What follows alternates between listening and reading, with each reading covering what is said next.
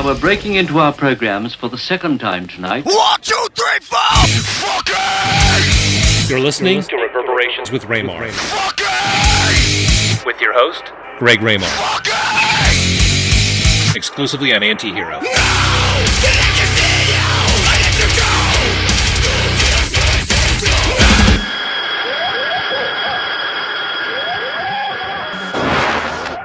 Shut up already!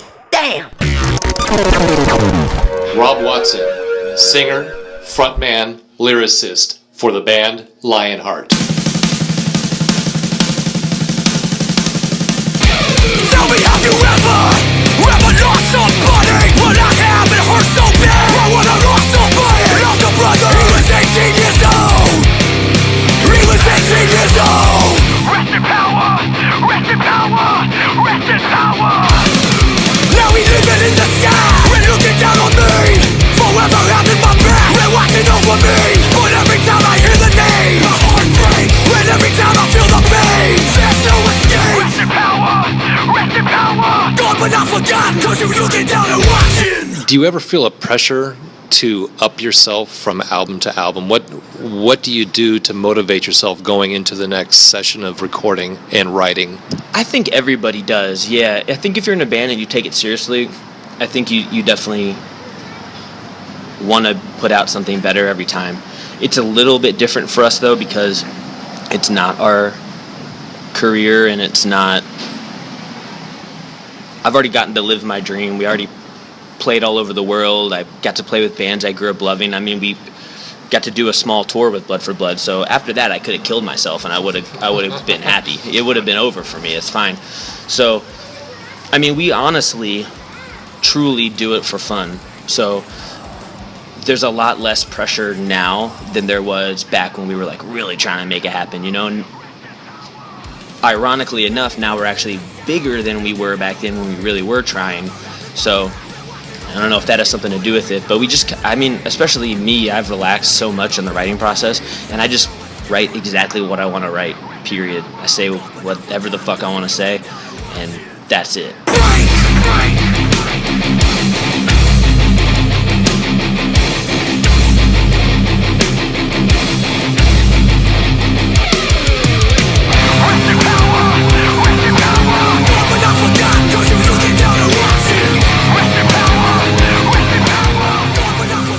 Usually when bands start out, a way that they learn music is to actually cover stuff. Yeah. And when they actually start playing and even touring, they'll still do some covers. Were there covers that you guys did back then that you're still doing today, and what are they? Yeah, there's going to be a common theme here with this interview, I think. But we used to cover Blood for Blood's Mother Dear. So we used to do that.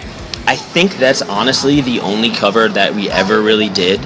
We did used to cover Limp Bizkit's Break Stuff, just because it was funny and it just bummed people out, and I always thought that was tight. Did you put your own spin on it, though?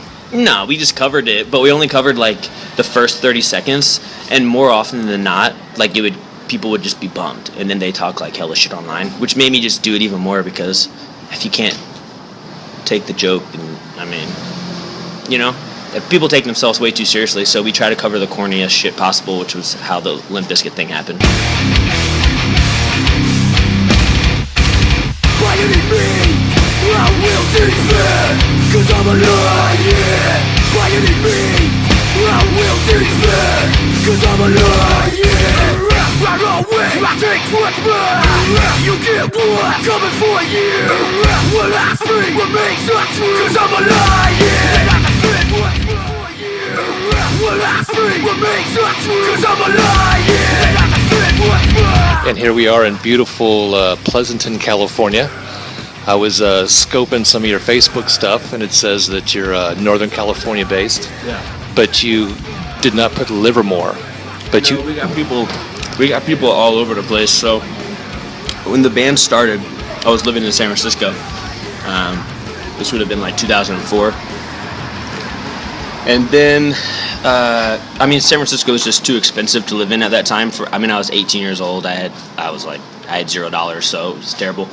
Lived in SF for a while though, and then our first guitarist and I moved to Livermore because it was just hella cheap. I mean, at that time it was crazy cheap, it wasn't what it is now. Now it's more of a commuter town, and things keep moving east because of prices, so now it's actually pretty expensive. But then it was really cheap, so that's how we ended up there. But I don't even live there anymore. Actually, no one lives in Livermore now. But we have a couple guys in Sacramento, couple people in like the San Ramon area, and then I actually live in Chicago, and so does our drummer. We moved to Chicago like a year and a half ago. So, but I'm moving back soon anyway, so.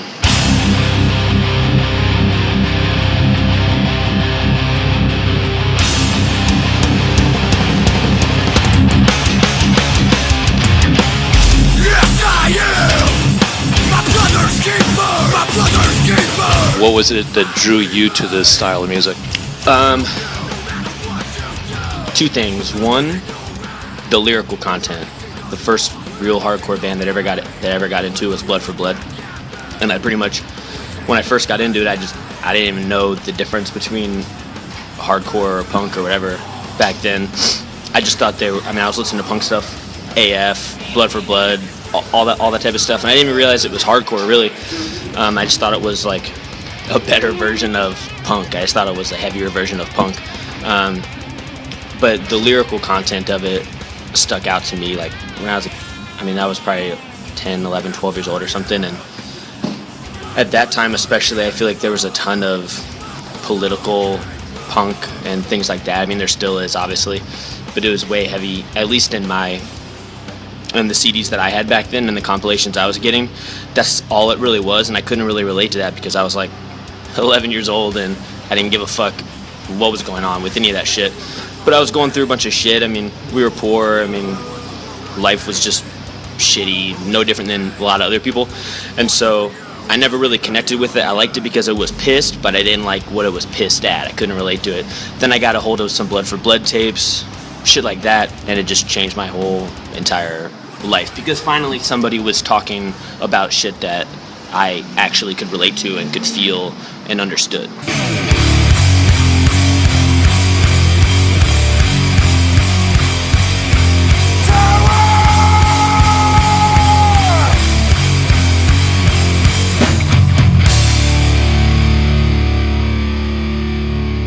Where do you think punk is today versus where hardcore is, and why is hardcore more prominent?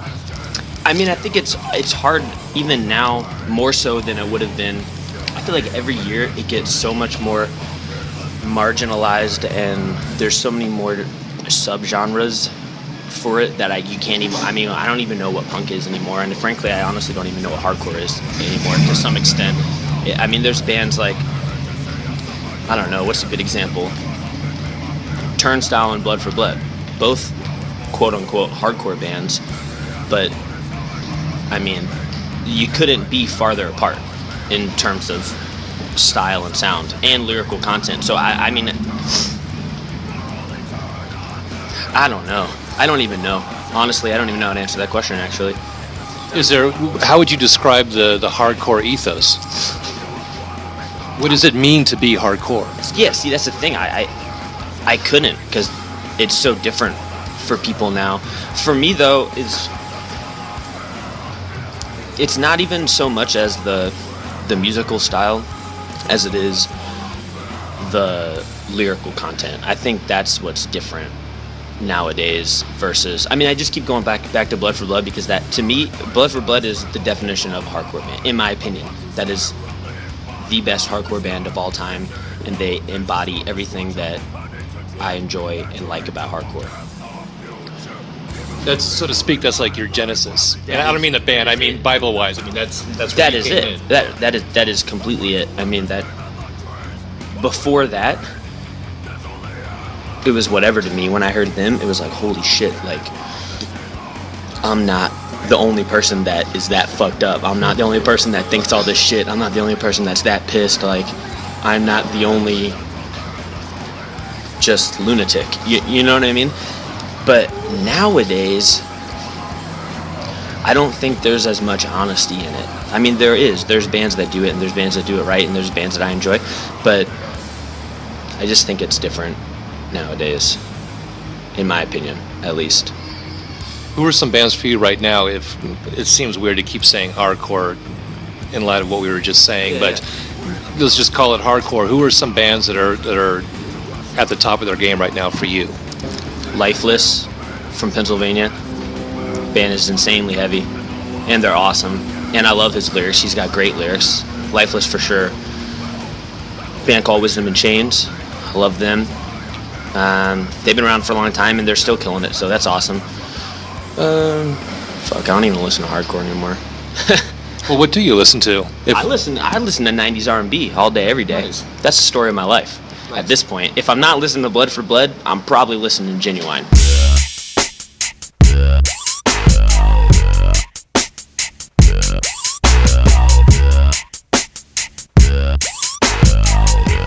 If you could do a dream gig, and don't worry about broken up or whatever, or death, if you could have a dream gig, what would it be? What would the lineup be? Like a tour or a show? Like a tour that you guys would be on. Is it genre specific? You can do it, well... Actually, that's interesting. No, let's do it non-genre. Just do whatever, pick 5 bands. Like if I'm in charge of building a fest, Yes. non-genre specific. Yes. Lionheart's on it, of course, yes. Yes. Fair enough. Bruce Springsteen, Pantera, Blood for Blood, Strife, Boyz II Men, Genuine, Drew Hill Reunion, all members. Jagged Edge, all members.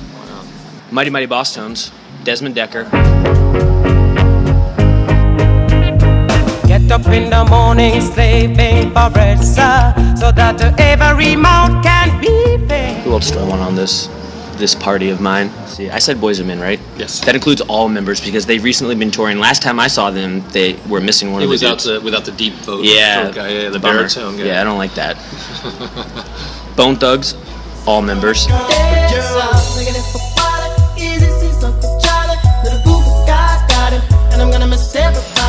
As a genre of music, why hardcore for you in particular? Not so much the band, but what was it that drew you to this style of music? 2 things. One, the lyrical content. The first real hardcore band that I ever got into was Blood for Blood, and I pretty much, when I first got into it, I didn't even know the difference between hardcore or punk or whatever back then. I just thought I was listening to punk stuff, AF, Blood for Blood, all that type of stuff, and I didn't even realize it was hardcore, really. I just thought it was like a better version of punk. I just thought it was a heavier version of punk. I was where you live like a lion, so a lion I will be. Rest in peace to my enemy. You're no better than to fuck with a beast.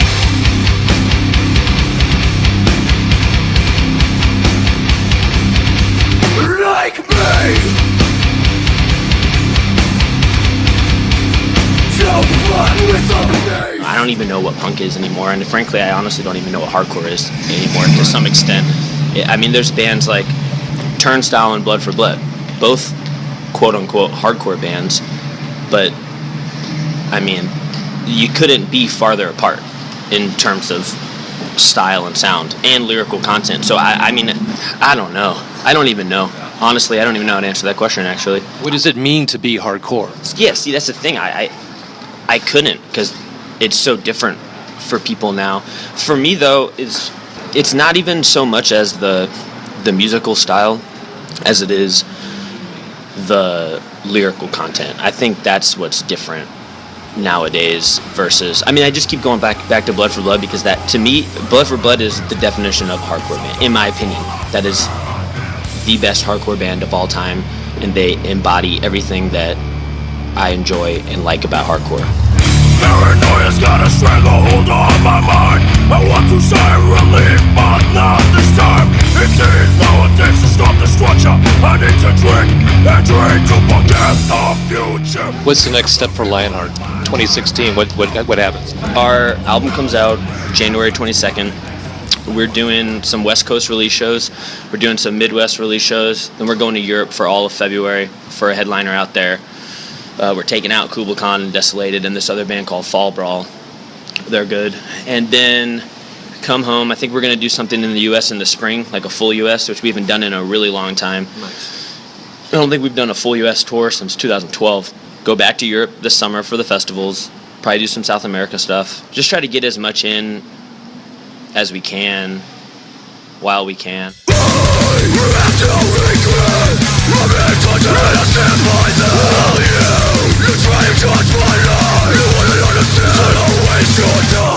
When you look back on Lionheart, what do you want its legacy to be? That we were honest. I mean, I don't know if that's even the type of answer you were looking for, but that's all I really want.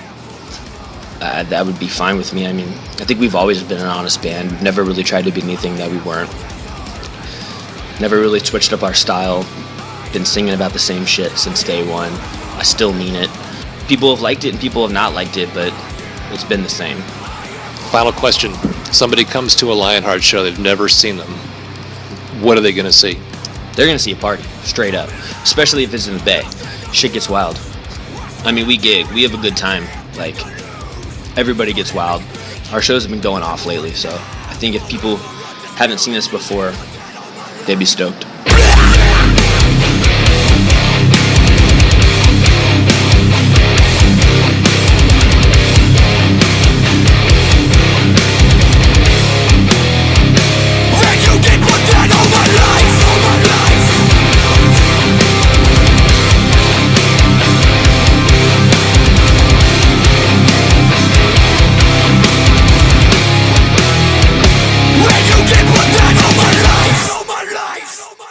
Now we're breaking into our programs for the second time tonight. 1, 2, 3, 4. Fucking. You're listening to Reverberations with Ramar. Fucking. With your host, Greg Ramar. Fucking. Exclusively on Antihero. No! Did I just hear you? I let you go.